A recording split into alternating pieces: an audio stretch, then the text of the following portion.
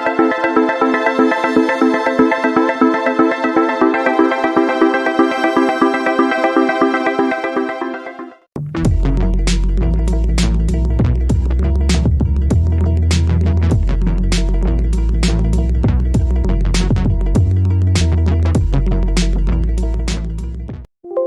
Friends, આજે ફરીથી હું તમારી માટે એક નવો પોઈન્ટ લઈને આવી ગયો છું.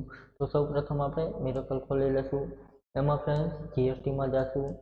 આપણે ફ્રેન્ડ્સ જીએસટી રિટર્ન જોયું.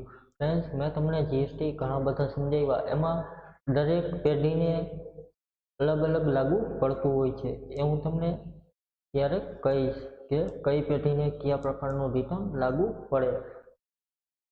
આમાં ફ્રેન્ડ્સ નોર્મલ જે પેઢી હોય એને આટલા પ્રકારના રિટર્ન ફરજિયાત લાગુ પડતા હોય છે.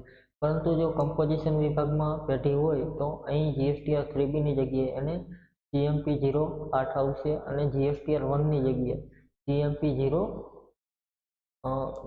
જીએસટીઆર 4 આવશે અને જીએસટીઆર 9ની જગ્યાએ 9C આવશે. ત્યાર પછી જીએસટીઆર ઇન્ટરગ્રેટિવ, એટલે કે આપણી પાસે જીએસટી ટેક્સ લાયબિલિટી.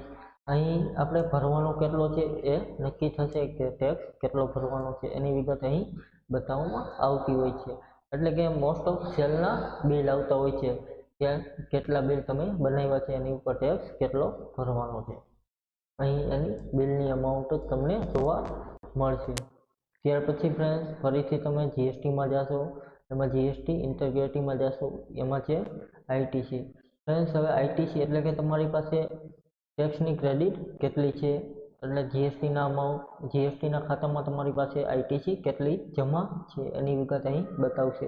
જો ફ્રેન્ડ્સ તમે સોફ્ટવેરમાં જીએસટીના બિલ ચડાવ્યા હશે, ખરીદીના બિલ ચડાવ્યા હશે, તો જ અહીં આઈટીસી ચોક્કસ દેખાડશે. નહીં તો આઈટીસી જીએસટીના સેટમાં પણ કંઈક અલગ હશે અને સોફ્ટવેરમાં કંઈક અલગ હશે. અહીં તમે જેટલા ખરીદીના બિલ ચડાવ્યા હશે એની વિગત તમને અહીં બતાવશે. Thank you friend. આપણો જીએસટીનો પોઈન્ટ પૂરો. કાલે ફરીથી એક નવો પોઈન્ટ જોશું. Thank you.